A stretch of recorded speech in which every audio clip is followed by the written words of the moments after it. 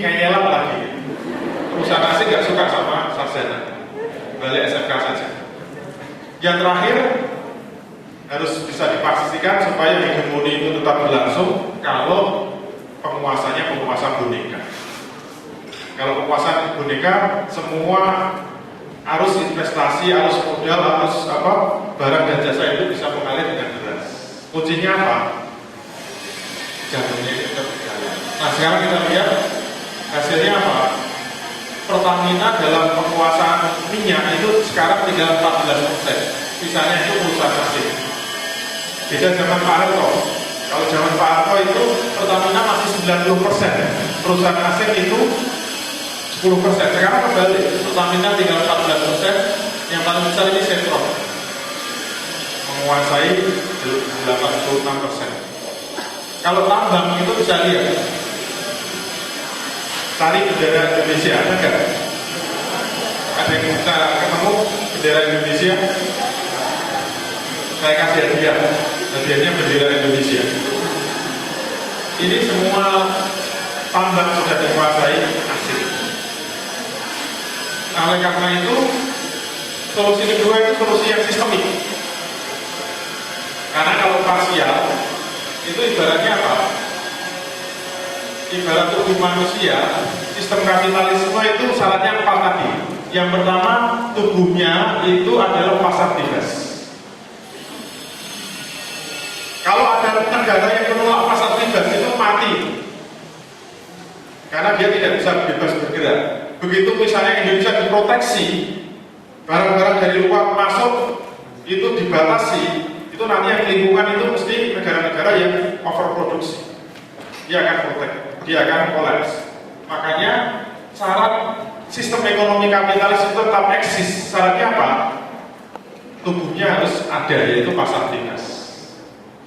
Yang kedua, aliran darahnya itu apa? Uang kertas. Kalau tidak dengan uang kertas dia mati, karena dia hanya bisa menjajah dengan uang kertas. Kalau kita kuliah ekonomi moneter itu gampangnya apa? Misalnya kita ditanya, kenapa rupiah merosot terus?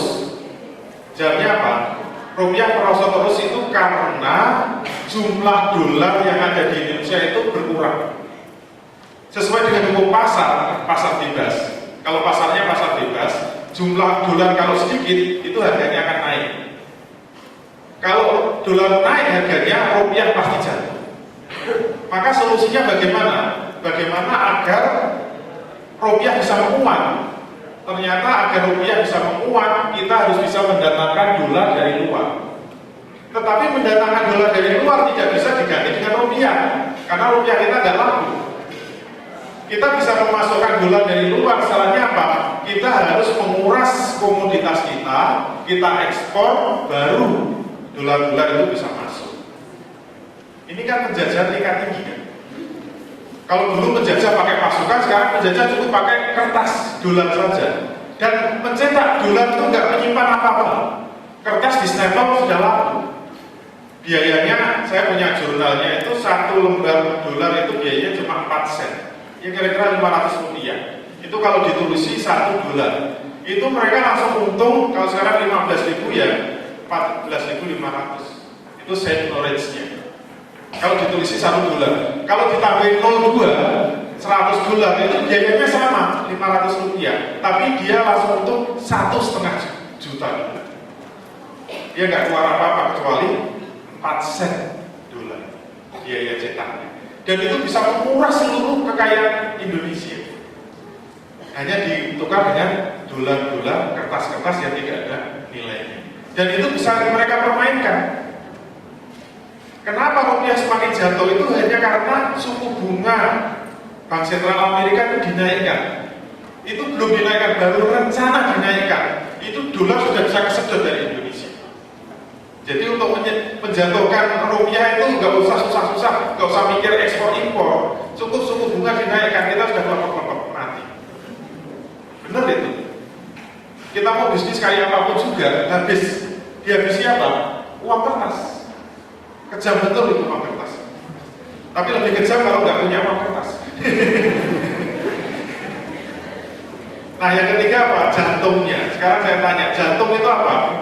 Tempat seluruh darah masuk dan tempat seluruh darah keluar. Dalam ekonomi kapitalis jantungnya apa?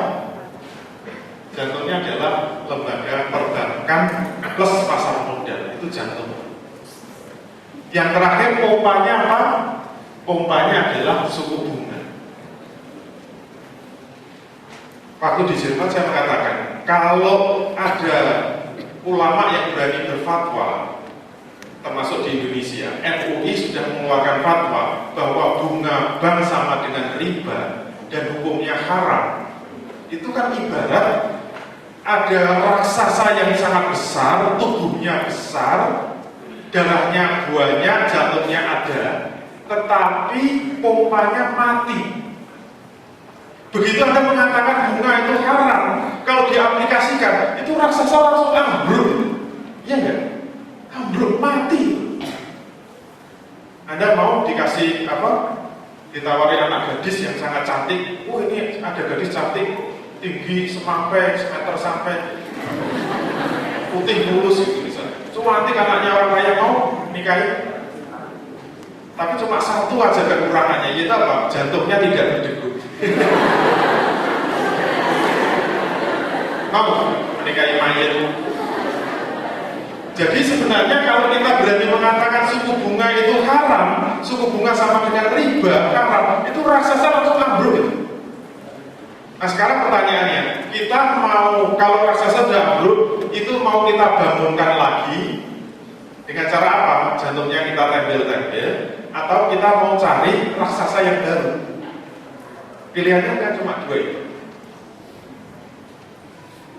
Ibaratnya jantungnya kita disodori jantung babi ya. Kalau di Jerman saya dulu kan, kalau kita disodori jantung babi, bagaimana caranya agar kita bisa menyantapnya secara halal? Caranya gimana? Dicuci 7 kali, bisa jadi halal, atau ditempel-tempel pakai daging sapi, biar halal. Nah kalau kita pilih yang parsial itu sebenarnya kayak gitu. Jantungnya jantung babi, tapi sudah rusak. Kita tempel-tempel pakai apa? Bank syariah. Nah bank syariah itu fungsinya apa? Menempel jantung yang rusak supaya kok bangkit lagi itu raksasa. Tapi raksasa apa? Raksasa kapitalisme. Jadi sehat gitu. Tapi kalau kita nggak setuju mau pakai sistem sendiri, maka harus dijawab. Pertanyaan pertama, kalau Islam itu sebuah sistem, tubuhnya itu apa? Yang kedua, darahnya apa? Yang ketiga, jantungnya apa? Yang keempat, pompa jantungnya apa? Kalau Islam itu sebuah sistem ekonomi, maka keempat-empatnya harus beda. Ini yang mungkin sangat idealis itu seperti itu. Makanya saya bilang belajar ekonomi Islam itu ada yang untuk kepentingan jangka panjang, ada untuk kepentingan jangka pendek. Kalau jangka pendek yang bisa dijalankan yang parsial ini. Kalau jangka panjang ini nggak bisa dijalankan kecuali ada perubahan yang sistemik. Maka kalau itu sistemik, berarti berangkat dari pandangan juga. Akarnya beda. Kalau kapitalisme memandang seluruh harta kekayaan itu bebas dimiliki, dikuasai oleh siapapun juga. Kalau sosialisme kebalikannya, seluruh harta kekayaan itu hanya dikuasai oleh negara, swasta nggak boleh. Kalau dalam Islam gimana? Kalau dalam Islam memiliki pandangan yang berbeda, yaitu seluruh harta kekayaan itu milik siapa? Maka jawabnya adalah milik Allah. Wa anfiqu mimma lillahi allazi atakum. Dan nafkahkanlah sebagian dari harta milik Allah yang telah diberikan kepada. Jadi hakikat duit yang kita pegang itu adalah harta milik Allah. Pertanyaan berikutnya, kalau semua harta kekayaan itu milik Allah, bolehkah manusia itu memiliki harta? Maka jawabnya boleh, yaitu dengan apa? Dengan mekanisme istikhlaf. Manusia boleh memiliki asal atas izin dari Allah. Wa ja'alakum mustakhlafina fi. Jadi manusia itu boleh menguasai asal atas izin dari Allah. Nah izin dari Allah itu meliputi apa saja? Ada 3, yaitu kepemilikan, pemanfaatan kepemilikan, dan distribusi kekayaan. Pilarnya itu 3. Ini kalau dijelaskan 1 semester. Nah, khusus pemilikan saja, apa yang membedakan antara Islam, kapitalis, dan sosialis? Kalau ekonomi Islam, kepemilikan dibagi 3, yaitu kepemilikan individu, kepemilikan umum, dan kepemilikan negara. Maka nanti keributan-keributan kayak tadi, kenapa Freeport itu dimiliki oleh Amerika? Kalau dalam Islam sudah jelas, tambang yang besar itu harus menjadi milik umum. Minyak itu menjadi milik umum, tidak boleh masuk ke mekanisme pasar. Yang boleh masuk mekanisme pasar itu hanya kepemilikan individu. Itu pun dengan mekanisme pasar syariat, bukan mekanisme pasar bebas. Sedangkan umum dan negara itu harus dikelola oleh negara dan didistribusikan untuk seluruh rakyatnya. Nah, khusus untuk mekanisme pasar syariat itu bagaimana? Seperti mekanisme pasar bebas, yaitu apa? Ada 3 pasar ya, pasar barang, pasar tenaga kerja, pasar lahan, dan pasar keuangan. Bedanya apa? Ini kita ikat dengan 8 aturan hukum. 1 kotak aturan hukum itu 1 pertemuan. Jadi kalau ini kuliah kira-kira 8 kali pertemuan. Karena sudah paham semua, kita lewati. Nah, hasilnya pasar ekonomi syariah itu seperti ini. Nah, yang membedakan apa? Nah, ibarat tubuh manusia, ternyata pasarnya itu adalah tubuhnya itu adalah penerapan politik ekonomi Islam. Kemudian aliran darahnya itu ternyata bukan uang kertas, aslinya itu emas dan perak. Dan kalau menggunakan emas dan perak itu adil. Amerika kalau butuh minyak kita silakan ambil, tapi jangan dihitungkan pakai kertas dong. Itu kan tidak adil. Kalau mau minyak kita bukan pakai emas, la tadzlimuna wa la tudlam. Kamu tidak menzalimi dan tidak dizalimi. Itu Islam adil. Yang ketiga, jantungnya apa? Nah, itu yang beda. Jantungnya ternyata bukan bank. Jantungnya adalah Baitul Mal. Itu yang masih asli. Sejak zaman Rasul, zaman kekhilafan dulu, jantungnya itu selalu Baitul Mal. Berarti apa? Semua aliran darah itu masuk ke Baitul Mal, dan semua aliran darah itu keluar dari ini. Dan pompanya siapa? Yang bisa membuka dan menutup jantung itu hanya satu, yaitu kewenangan khalifah. Selain itu nggak boleh yang bisa membuka dan menutup. Nah, bagaimana penerapannya? Ini seluruh harta kekayaan tadi milik umum, individu, negara, semua masuk kas Baitul Mal. Tapi kalau individu ini hanya tetesan dari mekanisme pasar syariah. Terus peruntukannya untuk apa? Ini contoh kepemilikan umum kalau di Indonesia. Peruntukannya untuk apa?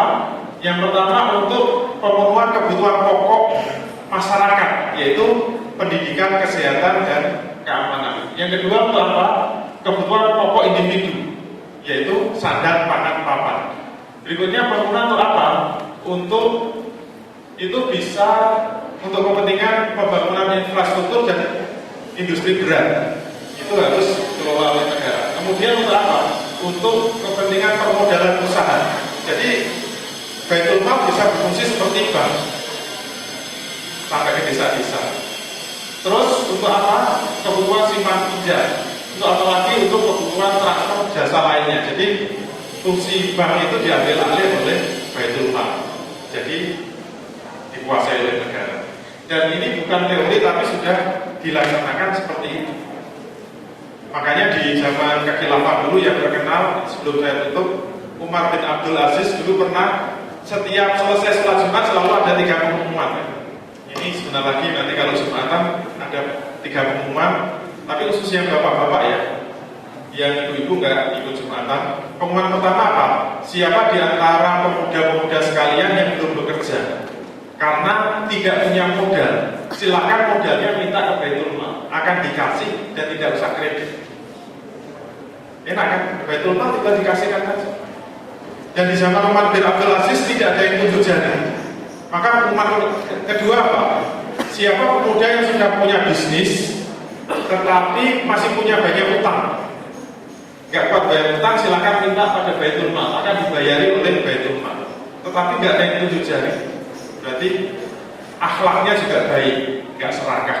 Sampai pengumuman ketiga, karena sudah nggak punya utang, pengumuman ketiga apa? Siapa pemuda-pemuda sekalian yang belum menikah, karena tidak kuat bayar mahal, mahalnya dibayarin juga. Enak kan? Karena nggak ada yang tunjuk jari, cukup sekian saja. Terima kasih. Assalamualaikum warahmatullahi wabarakatuh.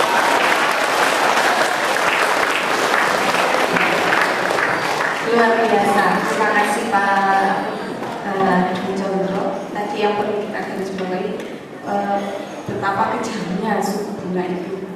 Tapi kalau kita sebagai orang bawah, rakyat kecil, saya tadi mikir Pak Adi, bagaimana kita nggak bebas dari bunga? Padahal kalau kita kepingin sepeda motor, cukup bawa uang 100.000, datang ke dealer aja kan nanti sepedanya datang ke rumah kita, ya. Jadi dengan mudahnya sistem bunga itu di masyarakat kita, sehingga masyarakat kita tidak sadar bahwa suku bunga yang ada di Indonesia itu betul-betul sangat mengganggu perekonomian Indonesia itu sendiri. Dan pernah suatu ketika orang Jepang itu terheran-heran melihat pengumuman di Bank Indonesia bahwa Bank Indonesia kok bisa ya perbankannya itu kok bisa memberi hadiah mobil. Kok bisa sampai memberi hadiah mobil? Kalau di Jepang nggak ada namanya perbankan itu memberi hadiah mobil, sepeda motor dan sebagainya itu. Ternyata setelah dikaji memang suku bunga yang ada di Indonesia itu luar biasa sangat tinggi. Kalau kita bisa jadi 1 bulan itu 1%. Kalau di Jepang maksimal itu hanya 4%.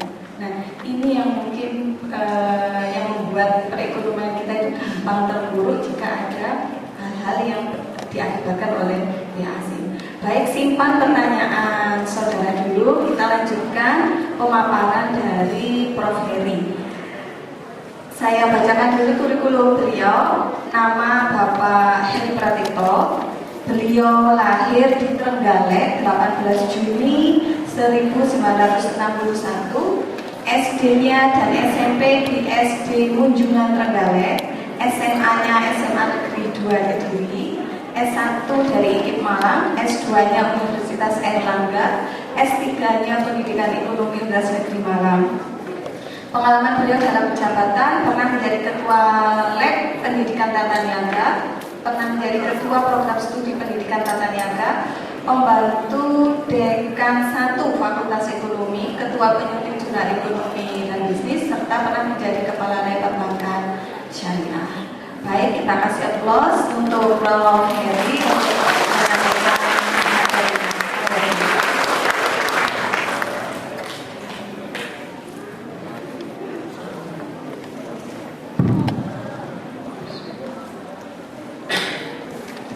Assalamualaikum warahmatullahi wabarakatuh. Waalaikumsalam warahmatullahi wabarakatuh. Bismillahirrahmanirrahim. Alhamdulillahirabbil alamin. Wa bihi nasta'inu ala dunya waddin wassalatu wassalamu ala nabiyyina karim sayyidil anbiya'i wal mursalin Muhammadin sallallahu alaihi wasallam wa ala alihi wasallam.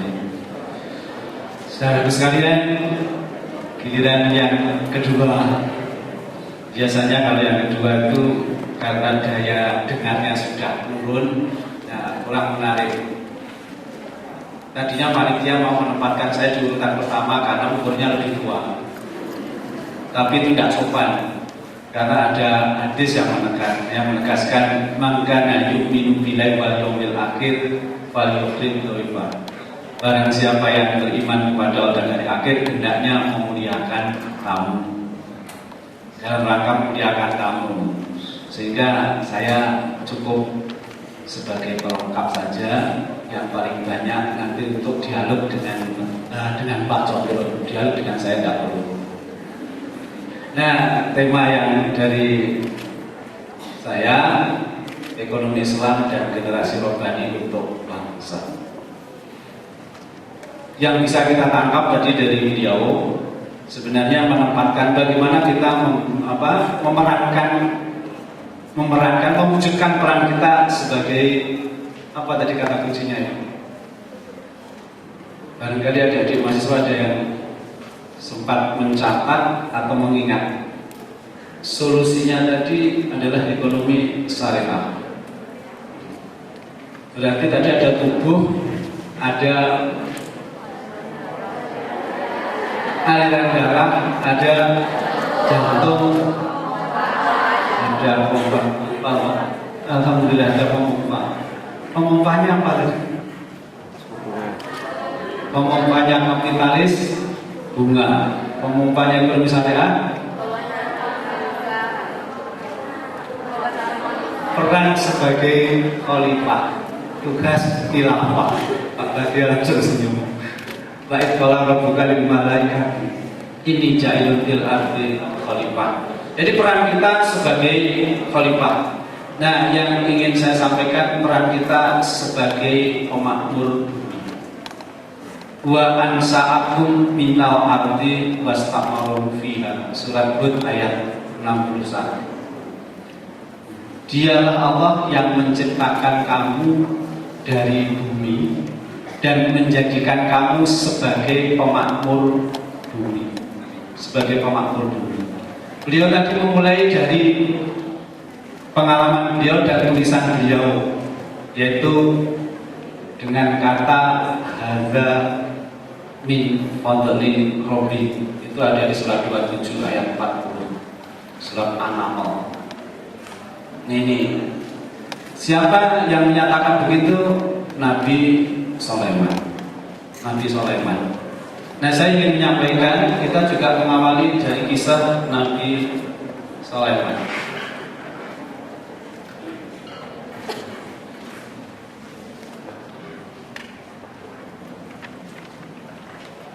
Ini yang kisah dari Nabi Sulaiman. Laqad kana li sabain bi masar. Janatani an yamini wasimal. Kullu birizqi rabbikum waskuru. Baldatun thayyibatun wa rabbun ghafur. Sungguh bagi kaum Sabah ada tanda kebesaran Tuhan di tempat kediaman mereka, yaitu dua buah kebun di sebelah kanan dan di sebelah kiri. Kepada mereka dikatakan, makanlah olehmu dari rezeki yang Allah anugerahkan kepadamu, dan bersyukurlah. Negerimu negeri yang baik dan Tuhan Maha Pengampun. Baldatun thayyibatun wa rabbun ghafur.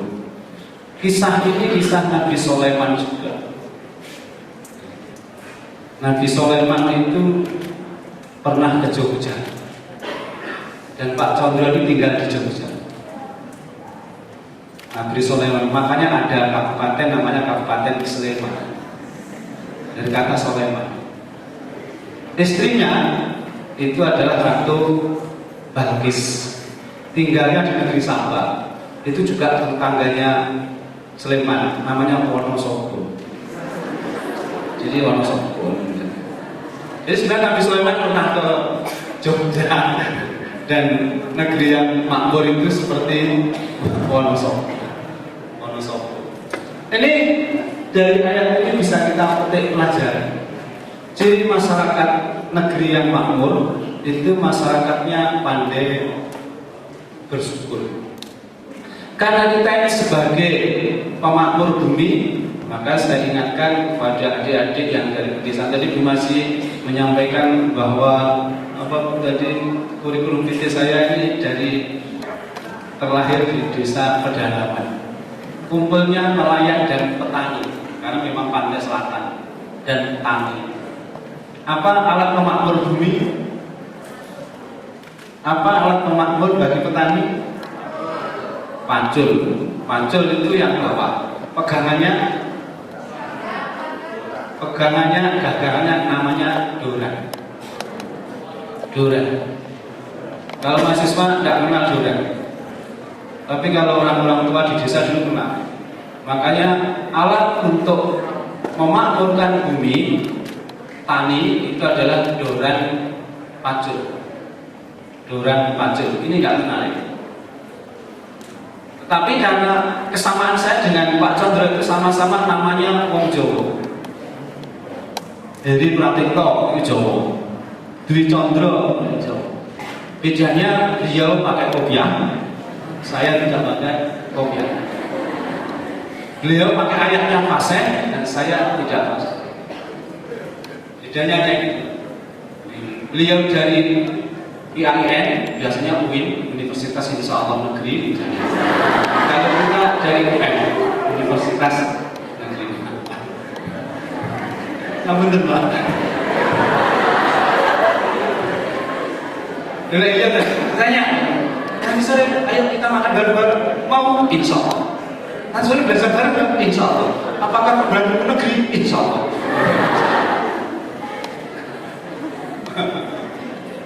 Jadi Pak Tani alat untuk mengamalkannya adalah doran pacul.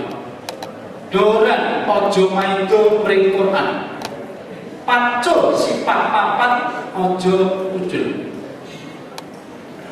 Jadikanlah Quran sebagai pegangan, sebagai petunjuk. Udalinas Syahrul Ramadan alladzi unzila fihi Qur'an hudalinas. Ini bagaimana mengimplementasikannya? Sifat papat ojo ujul. Sitik, amanah, tabligh, fatona. Bagaimana wujudnya? Nanti akan ada di gambar. Ini, jadi kita maunya Indonesia itu gambaran baldatun thayyibatun wa rabbul. Negeri Sabah itu 150 tahun sebelum Masehi sudah mampu membangun bendungan yang mampu menampung hujan selama 3 bulan. Bendungannya namanya Al-Maghrib. Masyarakatnya memiliki tauhid yang tinggi, masyarakatnya berakhlak yang mulia, taat kepada Allah. Tetapi ketika mulai terjadi transfer karakter, generasinya menjadi generasi yang pemalas. Generasinya gak suka belajar sungguh-sungguh, senang berfoya-foya, senang cangkruan,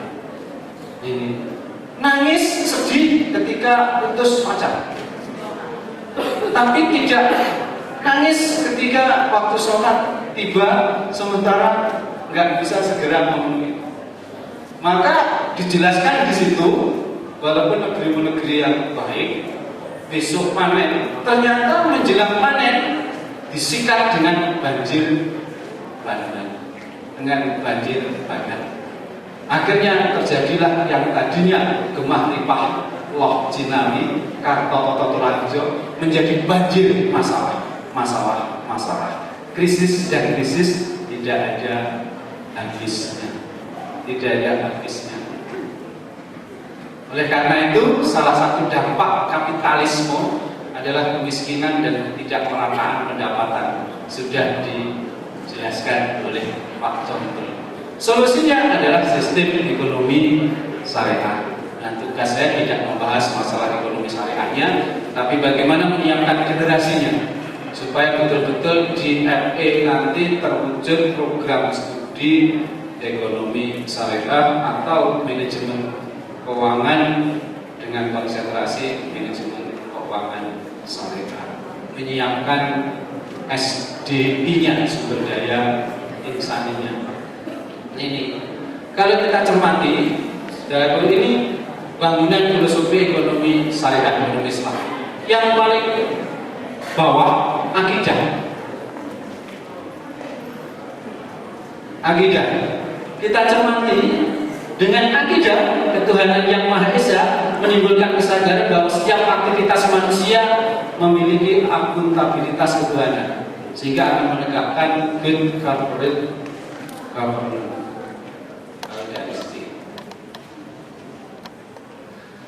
Ini akidah. Kemudian di atasnya akidah ada yang namanya syariah, tata aturan hukum.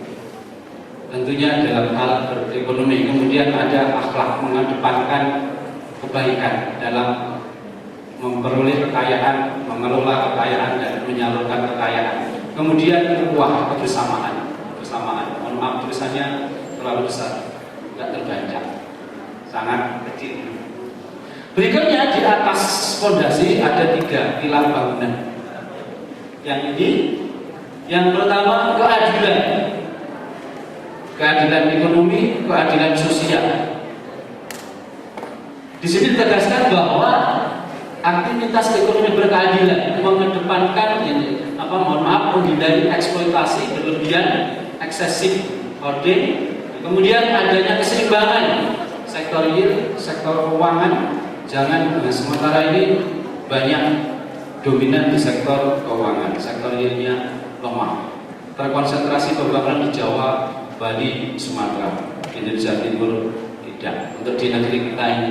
Nah, berikutnya orientasi pada kemaslahatan, berarti melindungi keselamatan kehidupan beragama, proses regenerasi, perlindungan keselamatan jiwa, harta dan akal. Semuanya tadi dalam rangka untuk mencapai falah, yaitu menurut beliau tadi kesejahteraan rakyat. Dalam hal ini adalah kesejahteraan spiritual maupun materi individu maupun bangsa. Ini dari sisi ini. Nah, berikutnya ciri umum ekonomi Islam. Ciri umum ekonomi Islam. Yang pertama jelas larangan riba, sudah dijelaskan. Implementasi zakat, infak, wakaf, sedekah, semuanya aktivitas ekonomi masuk, yaitu mal tadi. Tidak boros dan bermewah-mewahan, keadilan distributif pendapatan. Oke, nilai-nilai ekonomi Islam. Yang pertama, perekonomian masyarakat luas. Nilai-nilai ekonomi Islam tidak hanya untuk orang Islam, tapi untuk seluruh masyarakat dunia. Oleh karena itu kita tidak heran kalau di Wollongong University Australia yang ngajar ekonomi masyarakat itu para pendeta, para pastor. Di Universitas Petra ekonomi syariah itu 11 SKS. Di kita 3 SKS, itu pun mata kuliah pilihan. Tapi barang siapa yang memilih mata kuliah ekonomi syariah, maka hidupnya akan penuh berkah. Ayatnya beliau yang akan menjelaskan, surat Al-Ahzab ayat 36. Ini fatwa. Tidak pantas lagi maupun wanita yang mukmin apabila Allah dan Rasulullah telah membuat ketetapan, masih ada pilihan yang lain. Maka pada memilih itu berarti itu pilihannya Allah dan Rasulnya, makanya hidupnya berkah. Oke, berikutnya